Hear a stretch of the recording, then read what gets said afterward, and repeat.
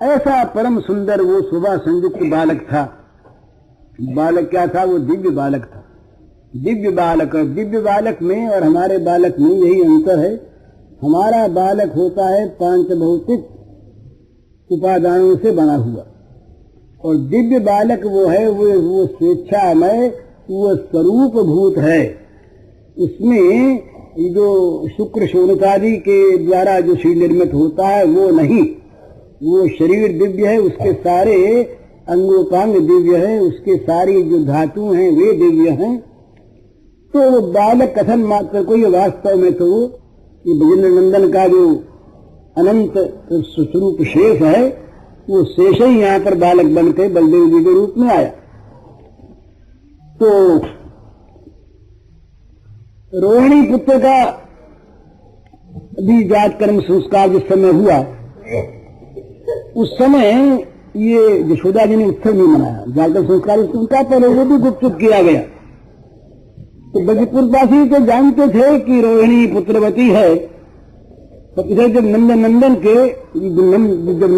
का ये जन्म हुआ, प्राकट्य हुआ, तो अब ये 100 दिन हो गए, 100वां दिन है। तो अब तक भी ये दोनों भाई परस्पर मिले नहीं।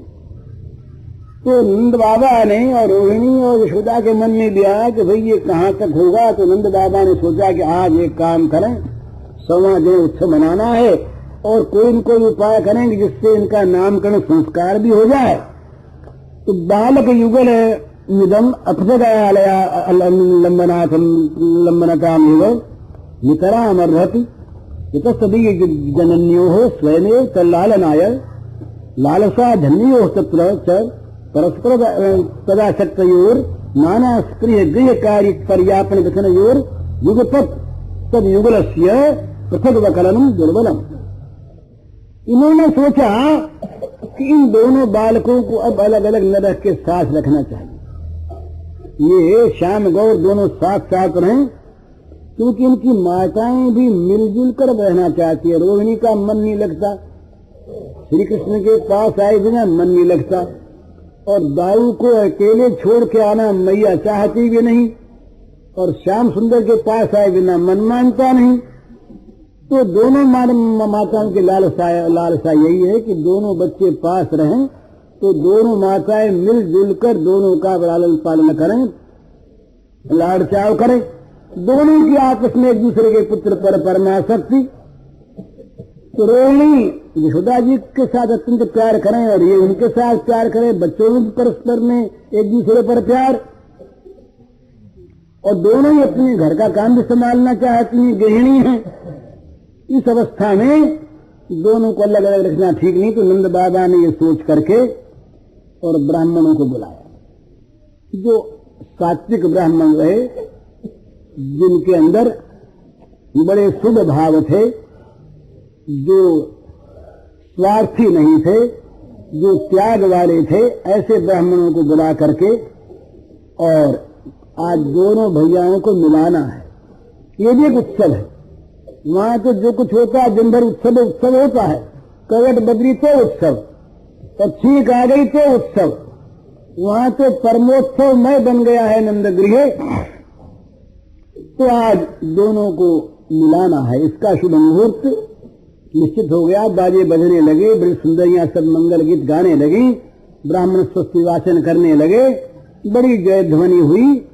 अब ये रोहिणी नंदन बलदाऊ जी को ला करके और मणि के पर्यंक पर, मणियों से बना हुआ जो सुंदर पलंग था, उस पर यशोदा नंदन के पास ला करके उनको भी बैठा दिया। तो दोनों माताओं ने दोनों भैयाओं का मिलन करवाया। आज प्रथम मिलन हुआ। इस अपूर्व सम्मेलन को देख करके ब्रजवासियों को इतना आनंद हुआ कि वो निर्निमेष नेत्रों से, निर्निमेष माने आंखों की पलकें पड़नी बंद हो गई। इस प्रकार वे आनंद प्रमत्त होकर के देखने लगे। अब दोनों भाइयों की आंखें मिली। मिथु लग्ना दृष्टि समजन चिदम मूर्ति रचला गर्वचित्तम नेत्रोदक निशतयादादभिमुखम इति भ्रातृ बाल्ये तुषितयो सापसुतता नवे यत्यालोके कुतुकमेक्यम वा न तनुते। ऐसे दोनों भ्राताओं के आपस में आंखें मिली और दूसरे ही क्षण दोनों के कलेवर प्रेमवश स्पंदनहीन हो गए।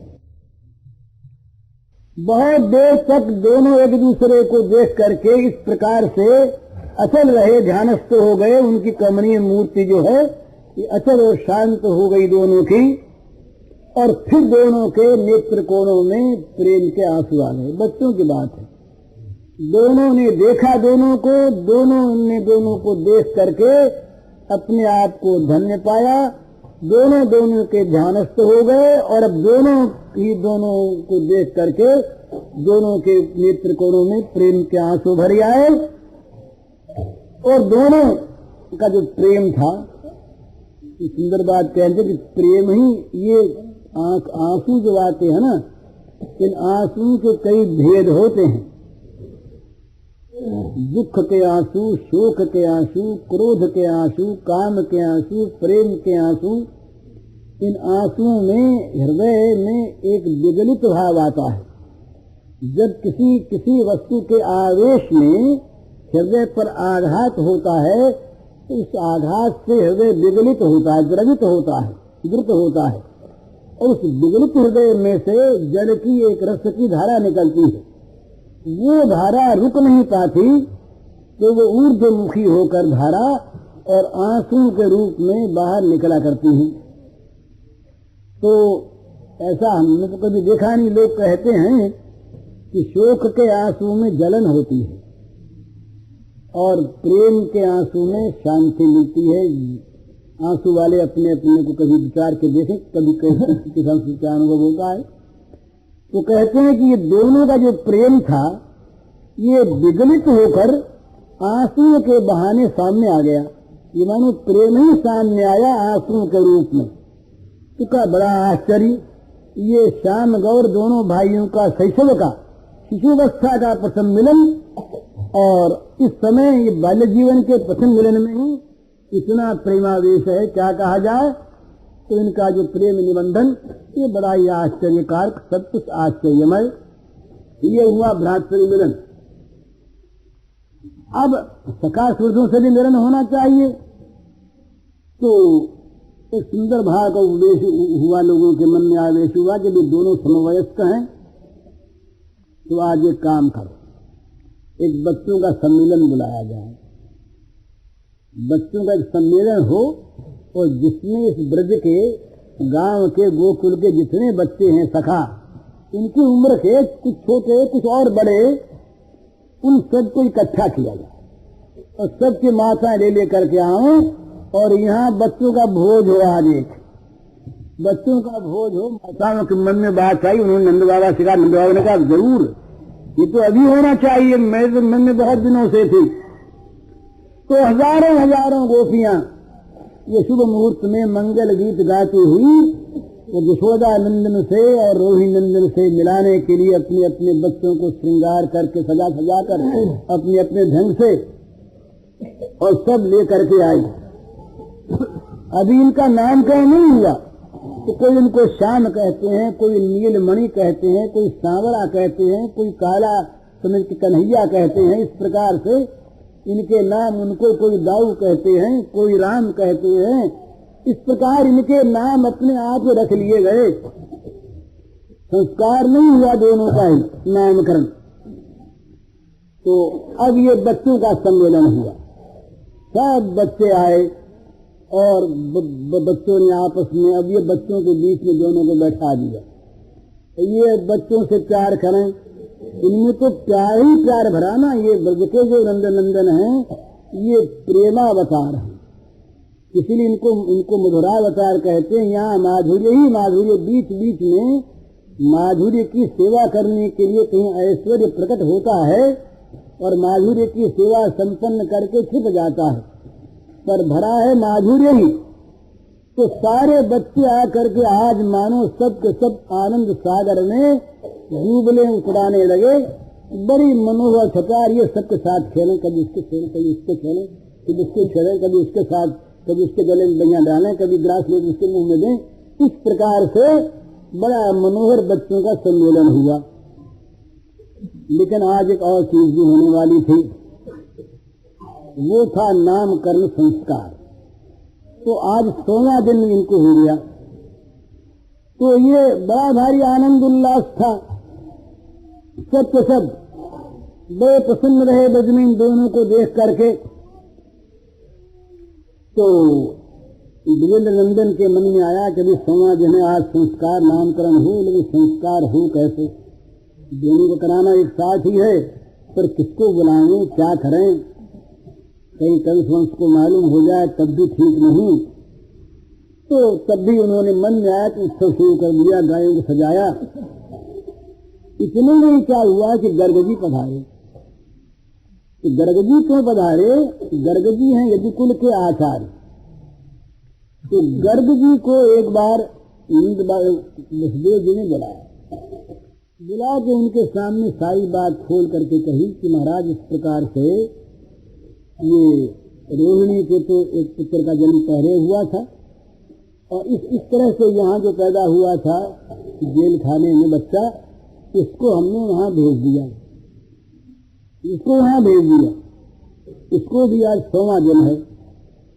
तो अब शास्त्र के अनुसार संस्कार हो जाना चाहिए नामकरण। तो किसी प्रकार से आप जाओ, चुपके से आप जाओ और सारी बात समझा दो उनको, नंद बाबा को, हमारा नाम मत लेना, हमने भेजा है, और न कहीं ये कहना कि हम संस्कार करवाने आए हैं। नंद बाबा की भी हमारे पास समाचार आया है, कहीं से कोई आदमी कह गया कि वो भी बड़े उत्सुक हैं कि किसी अच्छे विद्वान के द्वारा नामकरण संस्कार करा दिया जाए।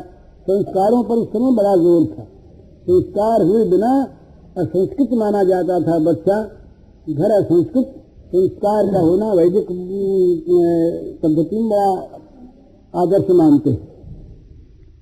तो ये जग जी ने कहा अच्छी बात है, मैं सब बातें जानता हूँ। तो कुल पुरोहित रहे ना, कुल पुरोहित केवल पैसा लेने वाले नहीं, और कुल पुरोहित को कहकर किसी को देकर टालने वाले यजमान नहीं। इन दोनों का संबंध रहा ऐसा कि दोनों एक दूसरे के विपत्ति में काम आवे। वो एक घर के एक सदस्य और बड़े विश्वस्त सदस्य होते थे, इनका सम्मान होता था, इनकी पूजा होती थी, और बदले में वे अपने प्राण दे करके भी यजमान के कुल की रक्षा करते थे। तो इन्होंने गर्गाचार्य ने कहा ठीक। तो नंद बाबा सोच ही रहे थे, इतने में किसी ने आकर के कहा कि दरवाजे पर एक महात्मा आए। उठे ही उठकर बाहर गए तो देखते हैं कि महाराज गर्ग जी पधारे। तो गर्ग जी को देख करके बजेश्वर के आनंद की सीमा नहीं रही।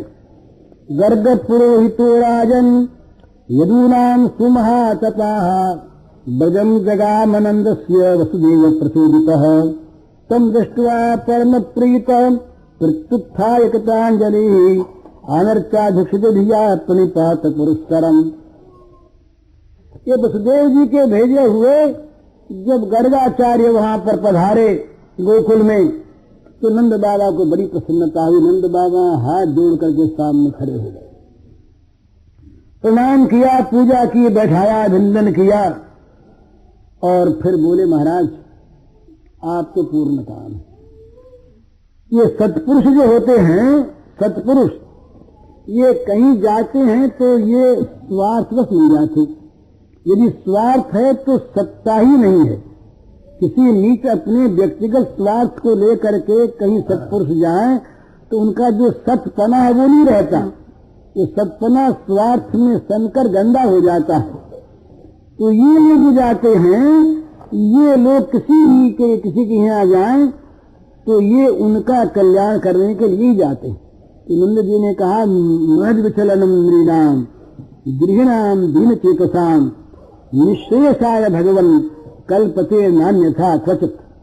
कहा महाराज हम गृहस्थ हैं, और गृहस्थों के सो झंझट लगे रहते हैं, उनके स्वार्थ भी रहता है और चीजें भी रहती हैं।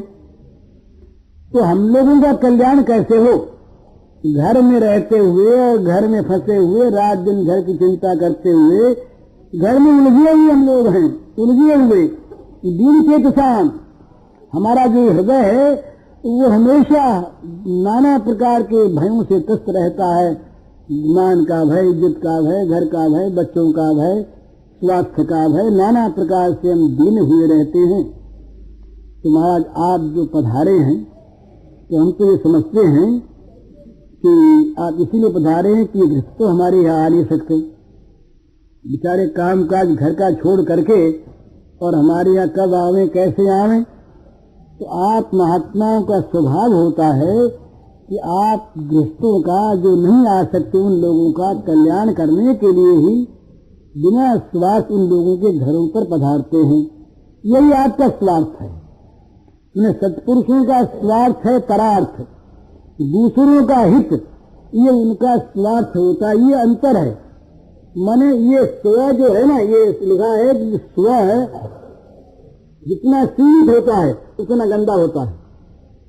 स्व है माने मैं अपनापन, ये जितना सीमाबद्ध होता है उतना गंदा होता है, और जितना ये फैला हुआ होता है उतना पवित्र होता है। ये स्व यदि सर्वथा जाके पर में मिल जाए, जिसको हम पर मानते हैं, पराया मानते हैं, दूर का मानते हैं, उस पर में स्व मिल जाए और पर को स्व मान ले, दूसरे के हित को अपना हित मान ले, विश्व के हित को अपना हित मान ले, इस प्रकार जिसका स्वार्थ असीम हो गया है वो संत है। संत का, सत्पुरुष का स्वार्थ जो है ये किसी सीमाबद्ध सीमा में नहीं रहता, ये असीम में जाके मिल जाता है। सबका भला इसमें अपना भला। तो कहते हैं जो सत्पुरुष होते हैं ये किसी स्वार्थ बस कहीं जाते हैं सो बात नहीं, उनका स्वार्थ ही है परमार्थ। तो आप जो हमारे यहाँ आप पधारे हैं आज, ये अवश्य ही आपके आने का जो हेतु है निश्रेयसाय भगवन कल्पते नान्य था क्वचित, ये हमारे कल्याण के लिए आपका आना है, नान्य था क्वचित, और कोई आपके यहाँ पधारने का हेतु है। तो दूसरी बात महाराज, अब गृहस्थ है ना, और यहाँ था माधुर्य भाव, तो स्वार्थ की बात अब सामने आई। बोले महाराज देखिए ज्योतिषा मयनम साक्षात जित ज्ञानमतीन्द्रियम प्रणीतम भवता येन पुमान वेद परावरम तम ब्रह्म विदाम श्रेष्ठ संस्कारान कर्तुमर्हसि बालयोरनयोर्मीणाम जन्मना ब्रह्मणो गुरु। आप महाराज भूत भविष्य की जानते हैं, आप ज्योतिषी हैं, और जो बात साधारण इंद्रियों के द्वारा, मन के द्वारा साधारण आदमी नहीं जान सकता, उस बात को ये नक्षत्रविद लोग जो ठीक ठीक ज्ञान रखते हैं ज्योतिष का, ये लोग जान लेते हैं। आप तो ज्योतिष शास्त्र के केवल ज्ञाता यानी प्रणेता भी हैं, गर्गाचार्य हैं तो ज्योतिष शास्त्र के प्रणेता भी हैं। तो आपने रचना की ज्योतिष शास्त्र की, आप भविष्य की बात सब जानते हैं। और दूसरी बात, आज केवल भविष्य की बात जानने वाले ज्योतिषी ही नहीं हैं जो ज्योतिष का पेशा ही करते हैं और एक विद्या के जानने वाले हैं, ब्रह्म विद्वान। आप ब्रह्म विद्वान श्रेष्ठ, जो ब्रह्म को जानने वाले ब्रह्म ज्ञानी महापुरुष हैं, उनमें भी आप श्रेष्ठ हैं। तो आप दो काम करें, प्रार्थना है हमारी। एक तो इन बच्चों का भविष्य मंगलमय है ना, इन बच्चों का भविष्य मंगलमय है ना, और मंगलमय होगा तो कहीं तो आप पधारे हैं, कहीं मंगल कहने दे ज्योतिषी तो दुख हो जाएगा। ये मनोवैज्ञानिक चीज तो पहले से कह देते हैं नंद बाबा कि आप पधारे हैं तो मंगलमय न होता तो आप पधारते कैसे? आप पधारे हैं तो इनका भविष्य मंगलमय है ही, तो आप इनका भविष्य मंगलमय बता दें। आप बता देंगे तो प्रसन्नता हो जाएगी। और दूसरी बात, महाराज इनका संस्कार नहीं हुआ, इनका नाम करना जो संस्कार इन बालकों का दोनों का आप करवा दें, क्योंकि ब्राह्मण जो हैं ये तो जन्म से ही गुरु होते हैं, तो आप गुरु। तो गर्गाचार्य जी ने तो समझा दिया कि पहले ना करना, जिससे ये पता न लगे कि वसुदेव ने भेजा है। नंद से तो कोई बात छिपी नहीं रखनी है, पर ये बात राष्ट्र न हो जाए, फैल न जाए, जिसके कंस तक न आ जाए, इसलिए तो गर्ग बोले यदि नाम हमाचार्य ख्यातश्च भुवि सर्वतः सुतम मया संस्कृतं ते मन्यते देवकी सुतम कंस पापमति सख्यम तव चानक बिंदुवे देवक्या अष्टमो गर्भो नस्त्री भवितुमर्हसि इति संचित्य श्रुत्वा देवक्या द्वादारिकावतः अप्यहंता गता शंकस्तर्तन्नो नयो भवेत्। गर्गाचार्य जी ने कहा कि नंद जी एक बात है, मैं हूं यदुकुल का पुरोहित और ये बात सारा संसार जानता है कि यदुकुल के कुल पुरोहित गर्ग हैं।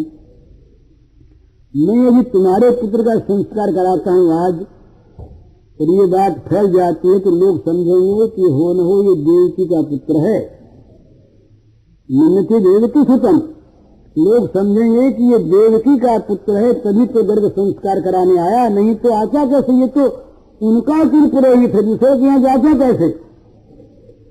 और फिर कंस पापमति है, कंस जो है ये बड़ा पाप बुद्धि है। पाप बुद्धि उसे कहते हैं कि जिसकी बुद्धि में हमेशा पाप की उद्धारणा होती है, पाप के विचार ही उदय हुआ करते हैं, इसको कहते हैं पापमति, यानी जिसकी बुद्धि ही पापमयी हो गई हो, आगंतुक पाप नहीं। आगंतुक पाप कोई कभी कर बैठे किसी अवस्था विशेष में पढ़कर वो क्षम्य होता है, लेकिन जिसकी बुद्धि पापमयी है इसके लिए तो पाप स्वभाव बन जाता है। तो कंस पापमति ही, कंस जो है ये पापमति है, उसकी बुद्धि हमेशा पाप की बात होता करती। और फिर सख्य तब अचानक दिन हो गई, वसुदेव जी के साथ तुम्हारी मित्रता है, ये बात सब जानते हैं। आनंद बिंदु जी जो वसुदेव हैं उनके साथ तुम्हारी मैत्री है, सख्यता, इसको सब जानते हैं। और ये बात भी कंस सोच रहा था, पहले से मालूम उसको हो गया था कि देवकी का आठवां गर्भ जो है ये इसको मारेगा। तो ये हो गई फिर वहां जाके कन्या, तो वो सोचा करता है कंस इस बात को कि देवकी के तो कन्या नहीं हुआ तो होगा पुत्र ही, पर वो कहीं छिपा दिया गया है और कन्या सामने लाई गई है।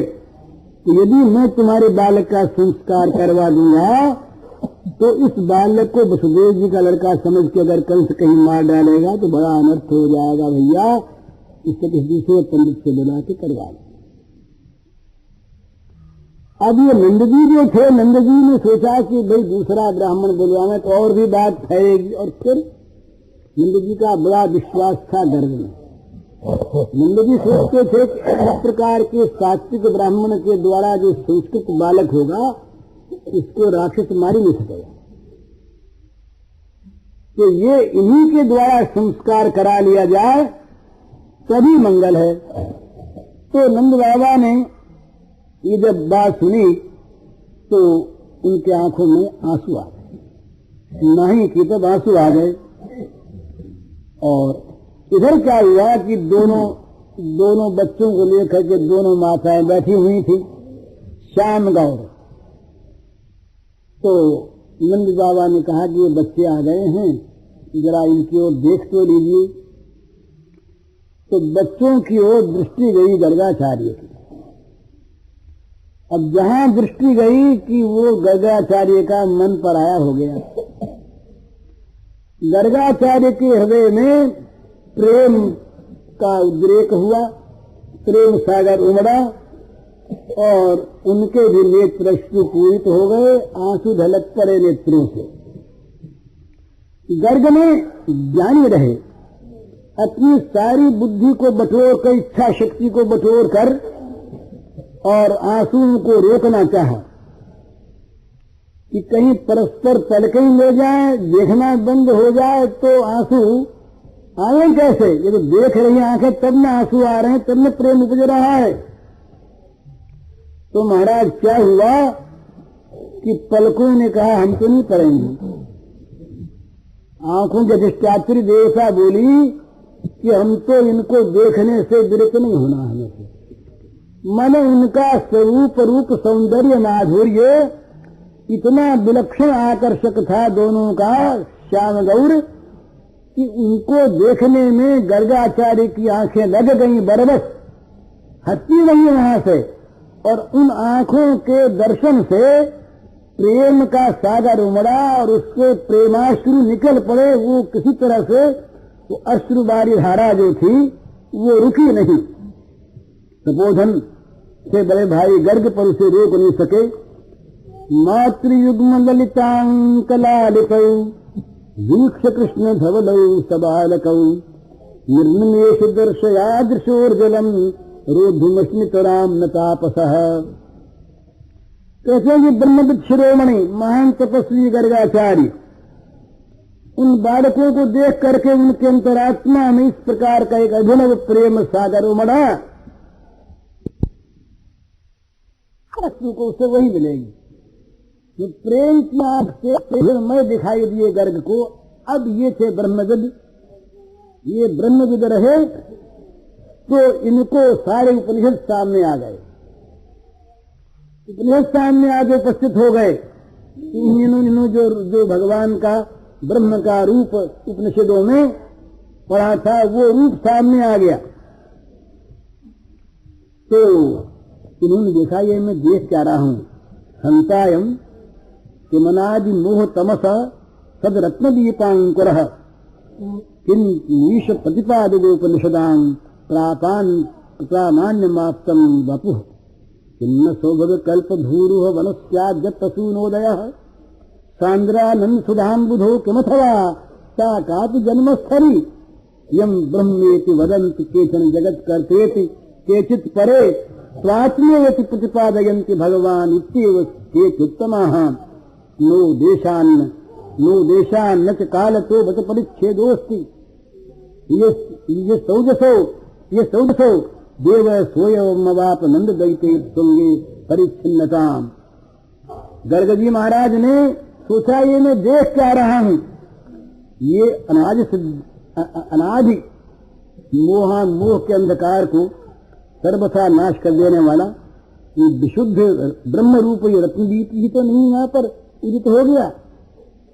अथवा जिन ईश्वर की जिन ब्रह्म की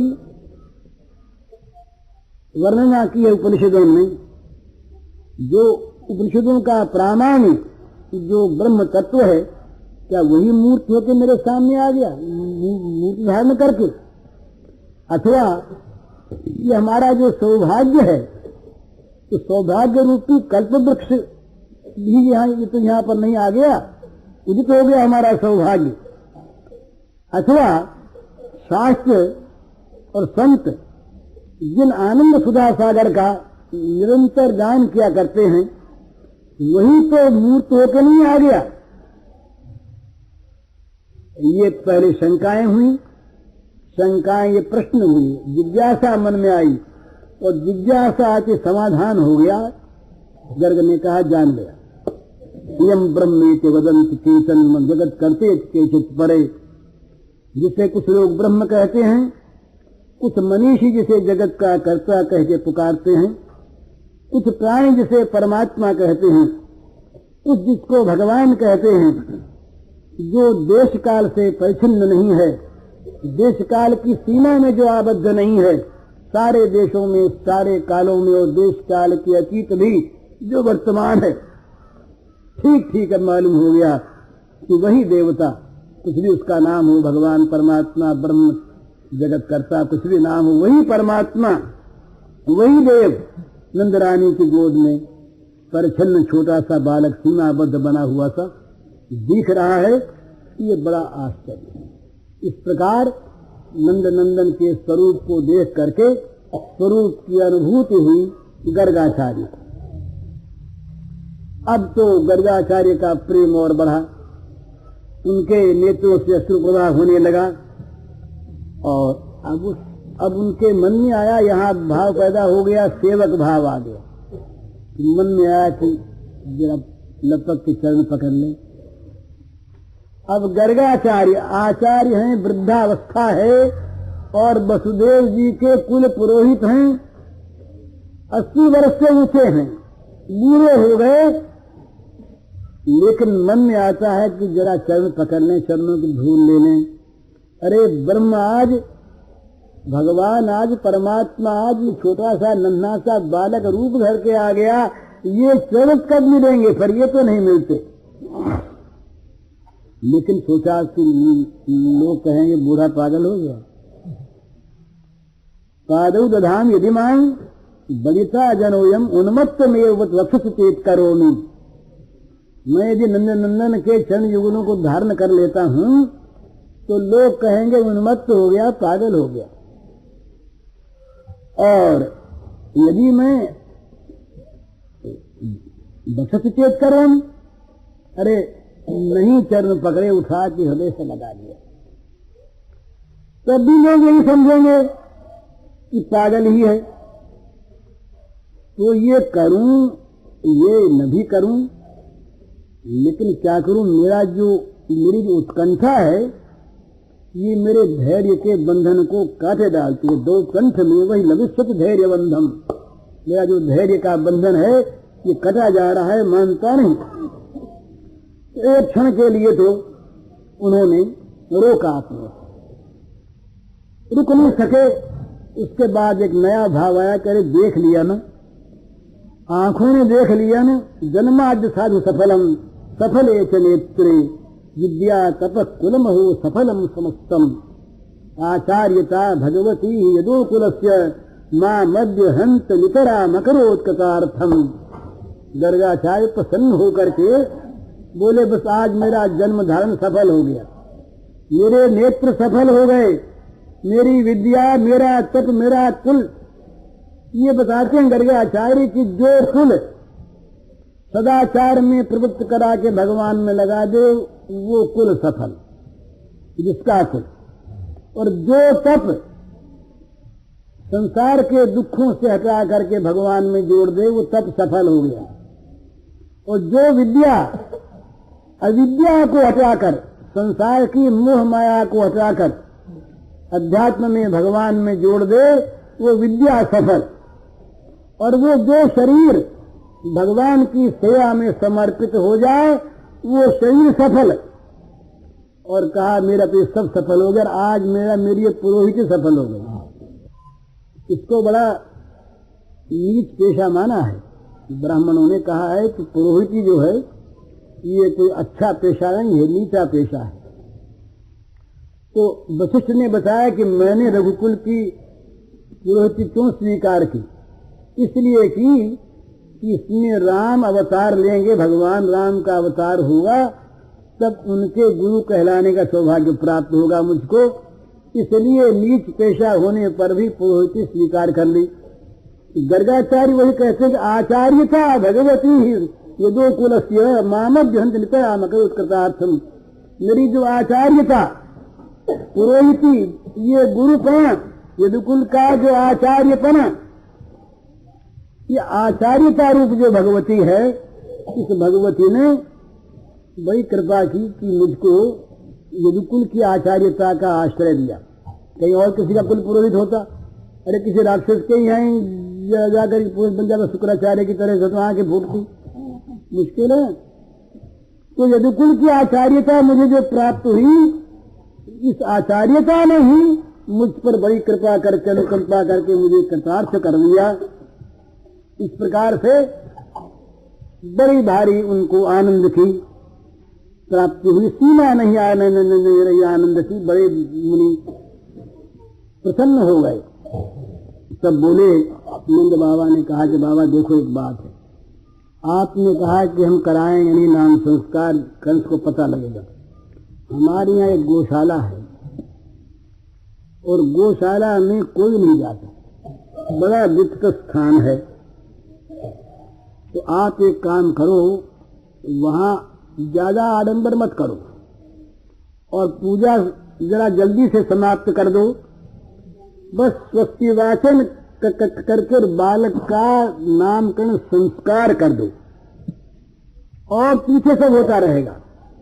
केवल आपके हाथों से ये स्वस्ति आपके मुंह से स्वस्ति वाचन हो जाए और आपके मुख के द्वारा इनका नामकरण हो जाए, ये द्विजाति समुचित है। अलक्षितोऽस्मिन् रहसि मामकैरपि गोब्रजे कुरुद्विजात संस्कारम स्वस्ति वाचन पूर्वकम। नंद बाबा ने कहा, आचार्य जी आप चुपचाप इस एकांत गौशाला में केवल स्वस्ति वाचन करके इस बालक का विजाति समुचित नाम संस्कार कर दीजिए, और मैं किसी को बुलाऊंगा नहीं। यहाँ गोकुल में भी किसी को न्योता उता नहीं दिए, सगे संबंधियों को भी नहीं, घर वालों को भी नहीं, आप चुपचाप कर दीजिए, किसी को जानने नहीं पाएगा। ये तो आए इसी काम के लिए थे, दरगाहचार्य तो इसी उद्देश्य को लेकर के आए थे। सुखदेव जी कहते, एवं संप्रार्थितो विप्रः स्वचकीर्षितमेव तत् चकार नामकरणं गूढ़ो रहस्य बालयोः। सुखदेव जी कहते हैं कि दरगाहचार्य को संस्कार करने के लिए आए थे, चाहते यही थे, ये उनके मन की बात। तो जब नंद बाबा ने कहा कि इस प्रकार अकेले में, हाँ बोलिए तो काम थे, ये किसी को मालूम नहीं होना चाहिए, फिर क्या हर्ज है, तो स्वस्ति वाचन करके हम तो नामकरण कर देंगे।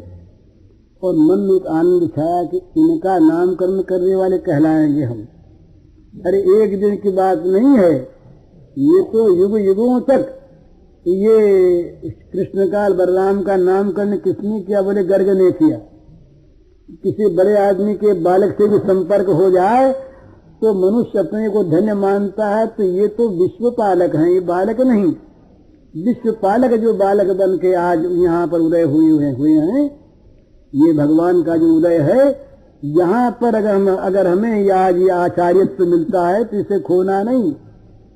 ये तो बड़े मौके की चीज मिली, तो उनका चलो जल्दी कर, तो अंदर ले गए गौशाला में, बाहर सब पहरे वहरे बैठ गए, और भगवान की योग माया तो थी ही, किसको पता लगता।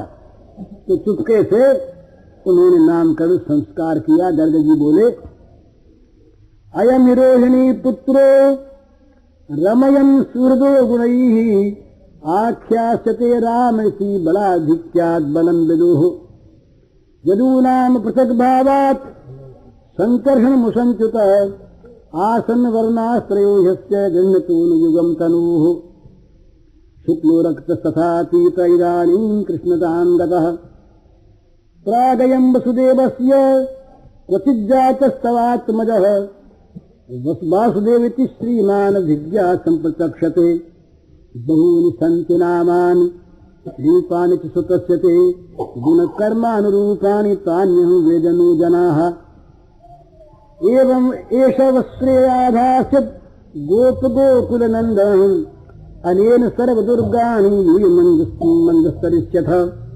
पुराणेन ब्रजपते साधवो दस्यु पीडिता अराजके रक्षमाणा युद्धुर्दस्यून् समेधिताः एतस्मिन् महाभागा प्रीतिं कुर्वन्ति मानवाः नारयो भुवन्त्येतान् विष्णुपक्षानि वासुराः तस्मानन्दात्मजोऽयं ते नारायण समो गुणैः श्रिया कीर्त्यानुभावेन गुरुपाय समाहितः। गर्ग की उक्ति।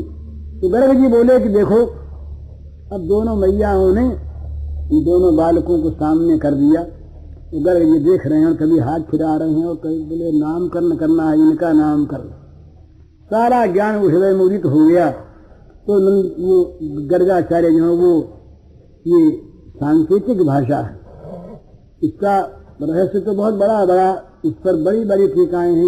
इनका इन्होंने ऐसी बातें क्यों कही, का अर्थ क्या है, वो तो अलग बात है। गर्गाचार्य बोले कि ये तो रोहिणी का पुत्र है, बड़े बलराम थे न, इसका एक नाम तो हुआ रोहिणीय, माता के पीछे इसका नाम होगा रोहिणीय, रोहिणी का पुत्र। और ये अपने सगे संबंधियों को, मित्रों को बड़ा आनंदित करेगा, बड़ा सुहृद होगा, सबको सुख देने वाला होगा, इसलिए इसका दूसरा नाम होगा राम। जो सबको सुख दे वो राम, तो ये इसका दूसरा नाम होगा राम। और बलाधिक्यात् बलम विदुः, इसमें बल बहुत ज्यादा है।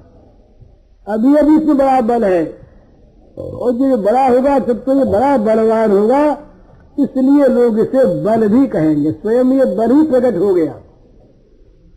इसका नाम एक हुआ बल, एक राम, एक रोहिणी। और ये इसमें एक बात और है, ये जब यदुओं में कहीं फूट पड़ी आपस में, लड़ पड़े लोग जात वाले, ये दोनों को खींच के मिला देगा। दोनों को खींच के ये दोनों में प्रेम करा देगा, तो खींचने वाला, इसलिए इसका एक नाम होगा संकर्षण, ये गुण सेना। इस प्रकार से 4 नाम तो इसके होंगे। अब इनके अनेक अर्थ हैं। संकर्षण जो चतुर्व्यूह का वर्णन है वो बड़ा लंबा चौड़ा, कल मौका लगा तो देखेंगे। संकर्षण नाम, बल नाम, राम नाम, रोहिणी नाम का और अर्थ क्या है। फिर बोले कि ये जो सांवला सांवला है उसकी ओर देखा, का ये जो सांवला सांवला है ये बड़ा विलक्षण है, और ये हरेक युग में शरीर ग्रहण करता है। ये रहस्य भरे वाक्य बोले नंद बाबा। ये समझते हैं जोशी जी पहले जन्म की बात जानते हैं। जोशी जो ठहरे ये पहले बच्चा कहीं पैदा हुआ होगा उसकी बात कहते हैं। बोलिए सांवला सांवला जो है बड़ा सरोना सा, बड़ा ये मधुर सा देखने में, ये तो बड़ा अच्छा बड़ा सुंदर लगता है। पर ये नंद बाबा ये तो हर एक युग में ये पैदा हुआ करता है, और ये अभी तो काला काला है। कभी सफेद रूप में आता है, और कभी ये लाल रूप में आता है, कभी पीले रूप में आता है। अब की बार ये आया है काले रूप में, कृष्ण रूप में। इसका एक नाम होगा कृष्ण, काला, कन्हैया। काला बंगाल में शिशिर बाबू ने ग्रंथ लिखा है काला चांद गीता, बड़ा सुंदर ग्रंथ है, बंगला का पद्य ग्रंथ है। काला चांद माने कृष्ण चंद्र को, कृष्ण माने काला, चंद्र को चांद, और उसके गीत हैं, उसकी महिमा है, उसका नाम रखा है काला चांद गीता। बड़ा मधुर ग्रंथ है। तो काला चांद गीता, तो ये काले जो हैं कृष्ण, इसे इसका एक नाम होगा काला। और एक अर्थ गर्भ बात और कहते हैं, देखो नंद, ये तुम्हारा पुत्र पहले वसुदेव जी के घर में भी कभी पैदा हुआ था। इसके 2 अर्थ हैं। गौड़ीय संप्रदाय के अनुसार 2 जगह भगवान के अवतार हुए, ये भी है तो वहां भी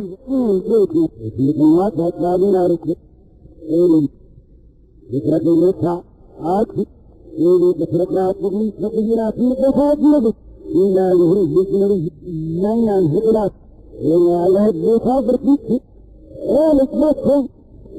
इस रहस्य को जानने वाले जो लोग हैं वो इसे कहेंगे श्रीमान वासुदेव। एक नाम इनका होगा श्रीमान वासुदेव।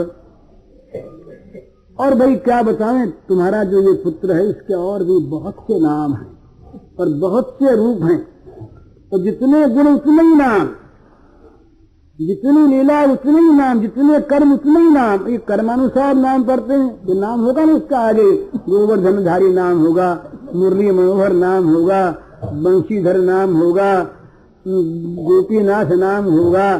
ये सब नाम जो होंगे संबंध गुण और कर्मों को लेकर के होंगे।